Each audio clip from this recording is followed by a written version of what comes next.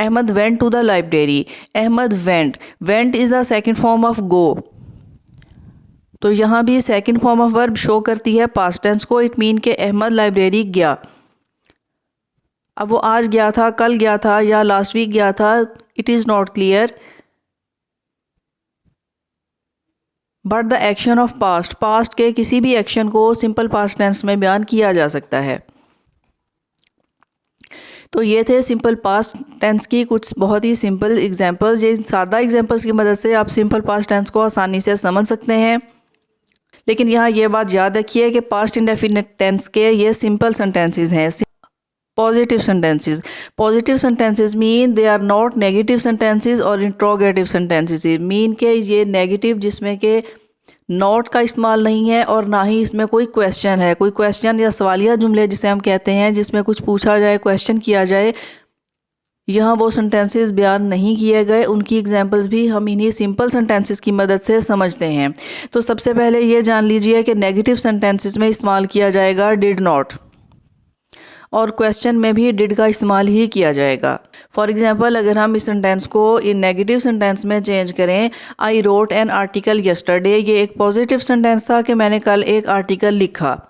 Simple sentence है, इसको positive sentence हम कह सकते हैं कि मैंने कल एक आर्टिकल लिखा. जब इसे हम नेगेटिव सेंटेंस में चेंज करेंगे तो इसे लिखा जाएगा I did not right an article yesterday. यहाँ जो चेंज की गई है वो आप देख सकते हैं कि डिड नॉट का लिखा गया और रोट को राइट में चेंज किया गया.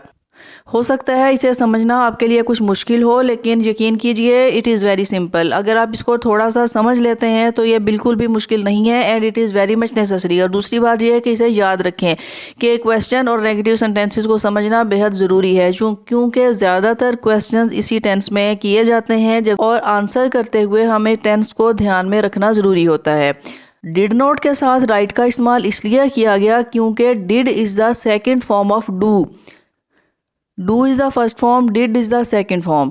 जब यहाँ डिड नॉट लिख दिया जाता है तो फिर मेन वर्ब को फर्स्ट फॉर्म में लिखा जाता है. मीन के आप यूँ समझ लें, जब हमने डिड नॉट लिख दिया यानी कि डू की सेकेंड फॉर्म को इस्तेमाल कर लिया गया तो वर्ब को दोबारा से सेकेंड फॉर्म में नहीं लिखा जाएगा. We will not write the main verb in second form again, यानी कि फिर दोबारा से वर्ब को सेकंड फॉर्म में इस्तेमाल नहीं करेंगे, उसे फर्स्ट फॉर्म में इस्तेमाल करेंगे, इसलिए कि हेल्पिंग वर्ब की सेकंड फॉर्म हमने इस्तेमाल कर ली गई.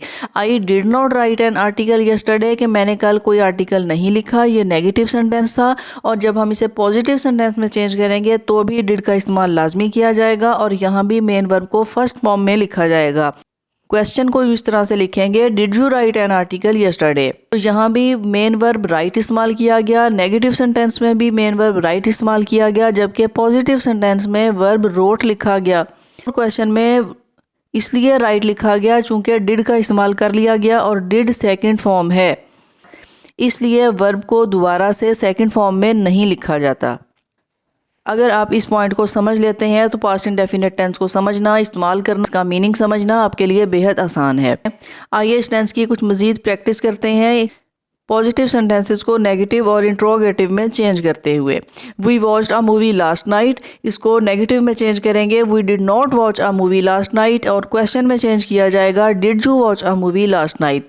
तो यहाँ आप देख सकते हैं पॉजिटिव सेंटेंस में वॉच्ड जो कि वॉच की सेकंड फॉर्म है, जबकि नेगेटिव और इंट्रोगेटिव में मेन वर्ब वॉच लिखा गया फर्स्ट फॉर्म ऑफ वर्ब, जबकि यहाँ डिड का इस्तेमाल किया गया. और ये बात अब आप जान चुके होंगे कि did is the second form of do.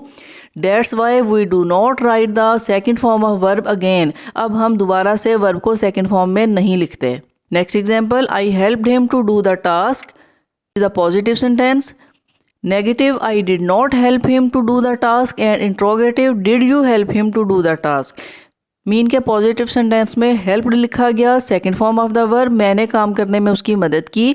I did not help, did के साथ मेन वर्ब हेल्प इस्तेमाल किया गया कि मैंने उसके काम में मदद नहीं की. और क्वेश्चन में हम यूज़ करेंगे, did you help him to do the task, कि क्या आपने उसके काम में उसकी मदद की. Next example, we came for shopping here, कि हम यहाँ शॉपिंग के लिए आए. Came is the second form of come, इसको नेगेटिव में लिखेंगे, we did not come for shopping here, कि हम यहाँ शॉपिंग के लिए नहीं आए. और क्वेश्चन में चेंज किया जाएगा, did you come for shopping here, कि क्या आप यहाँ शॉपिंग के लिए आए. तो यहाँ भी आप देखिए पॉजिटिव सेंटेंस में सेकेंड फॉर्म ऑफ वर्ब केम लिखी गई, जबकि नेगेटिव और इंट्रोगेटिव में फर्स्ट फॉर्म ऑफ वर्ब का इस्तेमाल किया गया। यहाँ ये भी ध्यान में रखें कि नेगेटिव और इंट्रोगेटिव में डिड का इस्तेमाल ज़रूरी है। नेगेटिव में आप विदाउट डिड नहीं लिख सकते, यानी कि आप ये नहीं लिखेंगे कि वी नॉट केम। नॉट के साथ हेल्पिंग वर्ब डिड का इस्तेमाल ज़रूरी है। इसी तरह क्वेश्चन में भी डिड का इस्तेमाल ज़रूरी है। लेकिन इस टेंस में जो एक बहुत बड़ी आसानी है वो ये कि इसमें प्रेजेंट टेंस की तरह सिंगुलर प्लूरल या सिंगुलर थर्ड पर्सन का कोई चक्कर नहीं है। Singular plural first person second person और थर्ड पर्सन सबके लिए सेकंड फॉर्म ऑफ वर्ब का ही इस्तेमाल है और नेगेटिव और इंट्रोगेटिव में डिड का इस्तेमाल है। Did not and did, did सबके लिए इस्तेमाल किया जाएगा, सेकंड फॉर्म सबके लिए इस्तेमाल की जाएगी। यहाँ singular plural second person first person या थर्ड पर्सन की किसी किस्म की कोई रिस्ट्रिक्शन नहीं है। देखिएगा और example, Ahmed went to the library, Ahmed library गया। Went is the second form of go. Ahmed did not go to the library. जब हम इसे नेगेटिव में चेंज करेंगे तो लिखेंगे Ahmed did not go. Did के साथ फर्स्ट फॉर्म लिखी जाएगी जो कि गो है और इंट्रोगेटिव में लिखेंगे did Ahmad go to the library, कि क्या अहमद लाइब्रेरी गया। आई होप सो कि पास्ट इंडेफिनिट टेंस, जिसको सिंपल पास्ट टेंस भी कहा जाता है, आप इसके रूल्स और सेंटेंस स्ट्रक्चर समझ चुके होंगे। इस टेंस की प्रैक्टिस और इसे लर्न करना बेहद ज़रूरी है और इस टेंस का इस्तेमाल सबसे ज़्यादा है। अगर आप इस टेंस के रूल्स को समझ लेते हैं तो आप बेहद आसानी से तमाम गुजरी हुई याददाश्त, वाक़यात या थॉट को बयान कर सकते हैं।